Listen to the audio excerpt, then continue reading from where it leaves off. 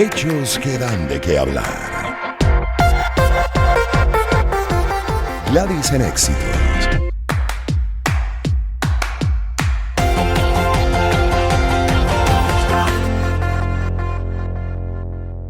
En la primera hora de Gladys en Éxitos, hoy jueves 6 de agosto, vamos a revisar el caso de el líder político colombiano Álvaro Uribe, quien fue presidente de Colombia. ¿Por qué es tan poderoso el expresidente? ¿Qué significa, además, la detención preventiva que tiene en este momento para ese país? Lo vamos a conversar y a revisar con Diego Arias, quien es analista político colombiano, experto en temas de paz. Pero antes leo de BBC.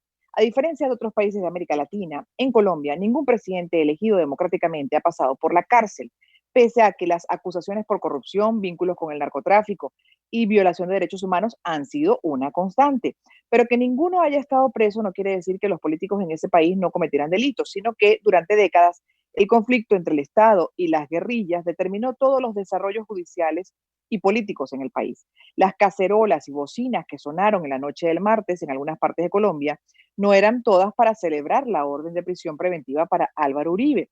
Algunas, como las que se oyeron en una larga fila de automóviles en Bogotá, eran para mostrar apoyo hacia el expresidente después de la histórica decisión de la Corte Suprema de privar de libertad a un mandatario por primera vez en 60 años. Pero incluso antes de que entre 2012 y 2016 el proceso de paz con las Fuerzas Armadas Revolucionarias de Colombia, la FARC, dividiera al país, la política en Colombia ya estaba separada entre uribistas y antiuribistas. A finales de los años 90, Álvaro Uribe, por entonces en sus 40, surgió como una solución a todos los vicios de la política colombiana. El fracaso del proceso de paz entre el gobierno de Andrés Pastrana y las FARC fortaleció a la guerrilla y aumentó tanto el escepticismo hacia el diálogo como la voluntad de mano dura. Uribe, que además hizo campaña fuera de los partidos tradicionales, fue la carta ganadora para esa coyuntura y arrasó en las elecciones de primera vuelta. En 2002 dio inicio a una política de seguridad democrática apoyada por Estados Unidos en medio de la guerra contra el terrorismo. Además, combinó la bonanza de los precios de las materias primas, que benefició a toda América Latina con un estilo directo, cercano a la gente, consolidó una alianza que hoy se mantiene con poderosos grupos empresariales, mediáticos y militares. Pero bueno, la realidad es que hay uribistas y antiuribistas en Colombia, y a propósito de esta detención preventiva, ha habido reacciones en los dos sentidos. Conversamos entonces con quien es analista político sobre esa fuerza que sigue teniendo Uribe en su país. Porque le preguntamos a Diego Arias, analista político colombiano, experto en temas de paz. ¿Cómo está usted? Buenas tardes y bienvenido. Muy buena tarde, Gladys, para usted, para su equipo. Muchas gracias por la invitación y un saludo especial, muy especial de verdad, a su amplísima audiencia. Gracias a usted por dedicarnos estos minutos, señor Arias. Y bueno, la pregunta es por qué es tan influyente la figura de Uribe. O también yo creo que habría que un poco ubicarnos en la realidad de Colombia en este momento. ¿Qué tan influyente sigue siendo Uribe en ese país? No, yo creo que el expresidente Álvaro Uribe, como pocos, es una figura de enorme influencia en la política, en la vida nacional. Lo es producto de haber ejercido la presidencia de la República durante 8 años consecutivos y, en opinión de muchos, ser una persona que rescató desde su gobierno la viabilidad del país en momentos en que, cuando él asumió, era un país literalmente inviable en muchos ámbitos de la política, incluso internacional. Se le consideraba a Colombia como un estado fallido, y bueno, su política, que dio en llamarle seguridad democrática, permitió, digamos, que el Estado pudiera imponerse sobre las guerrillas, contener su capacidad militar y generar las condiciones para que posteriormente, en el gobierno de Juan Manuel Santos, pues hubiera un proceso de paz, en este caso con las FARC. De manera que una persona que durante 8 años de gobierno logra recuperar, digamos, el orden público, la tranquilidad que le ha sido esquiva a este país durante muchos años, pues por supuesto tiene un lugar muy importante en la historia. Claro. Además de una forma de gobierno absolutamente cercana a la gente, a los detalles, gobernando desde las regiones y no solo desde la ciudad capital. Al lado de eso, por supuesto, hay también críticas y hay opositores que creen que el precio que se pudo haber pagado por esa paz, digamos, o esas libertades, no se corresponde en términos de elementos que se consideran fueron violatorios de los derechos humanos y de ciertas libertades democráticas. Pero dicho esto, claramente hay un impacto, una especie de conmoción producto de la decisión de esta sala de instrucción de la Corte Suprema de Justicia. En relación, hay que aclararlo, no se trata de una condena, sino una medida preventiva de restricción de la libertad en la figura de detención domiciliaria, mientras se creen unos 120 días, ese tribunal decide si se le llama a juicio y se determina, digamos, algún tipo de sanción o de condena. Pero dada la figura, Gladys, sobre lo que tú indagas, por supuesto que hay una conmoción, hay tristeza, hay preocupación, hay molestia en los sectores que le apoyan y claramente no debiera ser así, hay una especie de regocijo en los opositores a la figura del expresidente y al partido político que él representa, que es el Centro Democrático, que es además el partido de gobierno en este momento. Exacto, pero entonces además también quisiera un poco entender, digamos, el trasfondo, porque generalmente este tipo de decisiones, que es primera vez, además esto es histórico en su país, que un expresidente termine, aunque sea con una detención preventiva, pero bueno, en un proceso judicial de esta naturaleza, lo cierto es que ha ocurrido, que todo, bueno, se ha dado, las condiciones se han dado para que esto llegue a este punto. ¿Por qué cree que pasó en este momento, particularmente con la figura de Uribe, que estaría quizás que no estemos viendo ocurriendo en el fondo de este hecho? Bueno, hay que anotar que el expresidente Uribe tiene, digamos, abiertas varias causas en los tribunales de justicia. Esta versa particularmente sobre un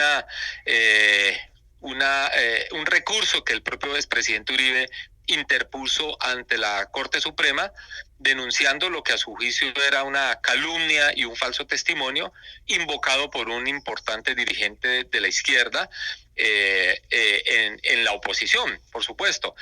Finalmente, todo el proceso de instrucción del caso lleva a determinar de que la situación no era exactamente como se había planteado, sino todo lo contrario, y a juicio de la Corte Suprema, con los elementos probatorios que hay, quien realmente estaba manipulando esos testigos y sus versiones y presionando para que las cambiaran y con eso favorecer al hoy ex senador Álvaro Uribe, pues era su abogado y muy presuntamente con el conocimiento del expresidente Álvaro Uribe. Este no es realmente, es un caso delicado, no es realmente el más grave por los que, digamos, se acusa al expresidente Álvaro Uribe. Hay causas mucho más complicadas, digamos, en relación a responsabilidades en términos de lo que se llama en Colombia los falsos positivos, etcétera. Esta es una causa sobre manipulación de testigos y de falso testimonio y por supuesto, como usted bien lo señala, como no hay antecedente de que un expresidente de la República esté restringido de la libertad por una orden judicial, eso de por sí denota, digamos, una significación política, digamos, muy grave. La verdad es que ese es un hecho jurídico, pero necesariamente está vinculado, digamos, a unas consideraciones políticas y tiene un efecto político por lo que él representa como proyecto político para este país, y lo que sí se le antoja a muchos sectores o la reflexión de muchos sectores es que una persona que como el expresidente siempre ha encarado a la justicia, siempre ha atendido los requerimientos, pues en consideración de algunos sectores realmente era un exceso o fue un exceso determinar su libertad, su privación de la libertad en detención domiciliaria, porque nadie se le ocurre que él fuera a buscar un exilio, que fuera a evadir la acción de la justicia. Entonces, sí parece en consideración de muchos sectores que fue una medida excesiva esta privación preventiva de la libertad del expresidente Álvaro Uribe. Pero entonces, bueno, para entender también, ¿no? Porque son dos escenarios distintos. Uno es el tema político, que sabemos que muchas veces incide en las decisiones judiciales, lamentablemente en nuestros países, pero el otro es el terreno judicial justamente, y sobre la base de las denuncias, investigaciones realizadas, presentadas, esto debe ocurrir, ¿es así? O sea, la población debería, más allá de la simpatía que pueda sentir o no con el expresidente, debe aceptar este proceso como parte de lo que corresponde en la norma judicial en su país, ¿correcto?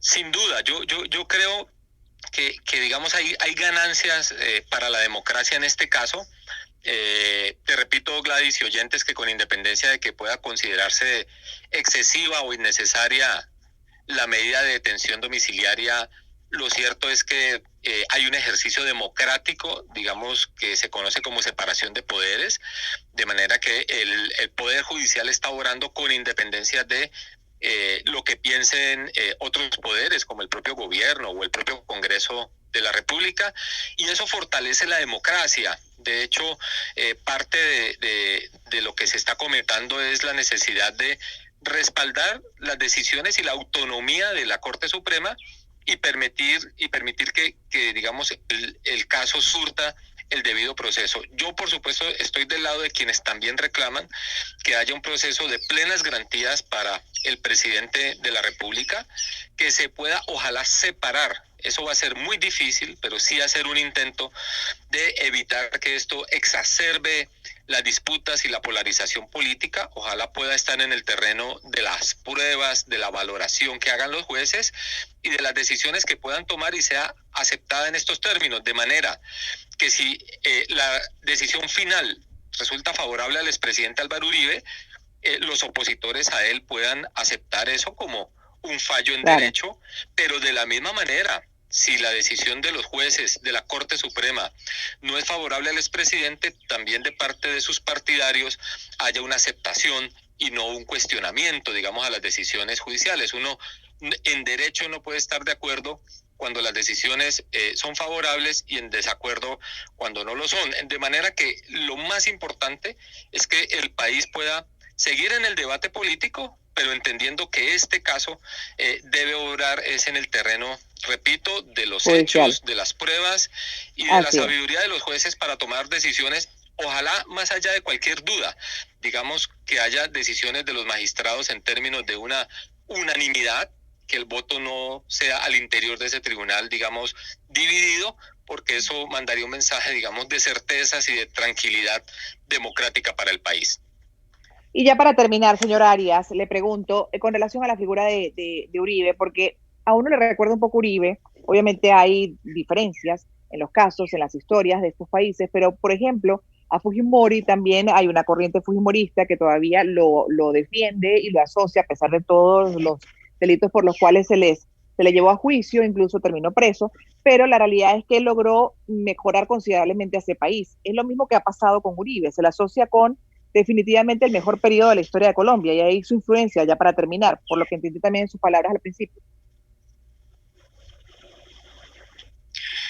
Pues Gladys, yo creo que, digamos, la comparación viene al caso en relación a dos figuras que lograron, digamos, someter militarmente a la insurgencia, en el caso de Fujimori a la guerrilla Sendero Luminoso, y en el caso del expresidente Álvaro Uribe, particularmente pues a la guerrilla las FARC, pero yo creo que se trata de mecanismos distintos a través de lo cual, digamos, fue ese logro. Yo, a diferencia del régimen, digamos, del Perú, es un caso de 8 años de gobierno donde realmente se mantuvo la separación de los poderes, donde había un equilibrio, digamos, democrático, donde sí hubo señalamientos de excesos en temas de derechos humanos, pero muy puntuales. Nunca se ha podido demostrar que eso haya sido parte de una política agenciada u orientada desde el propio gobierno, sino de algunos sectores muy pequeños de las Fuerzas Armadas.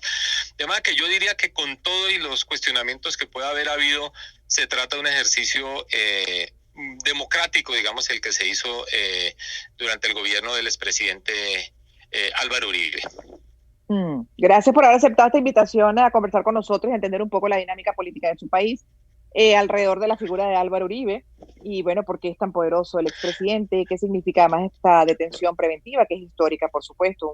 No había sido detenido hasta ahora un expresidente, un presidente colombiano, y bueno, todavía hay que esperar, por supuesto, que ocurra, que continúe el proceso judicial, pero igual ya esto ha generado todo tipo de reacciones a lo interno e internacionalmente, y por eso lo tenemos hoy a Diego Arias, analista político colombiano, experto en temas de paz. Gracias. Muchas gracias por la invitación. Hasta luego.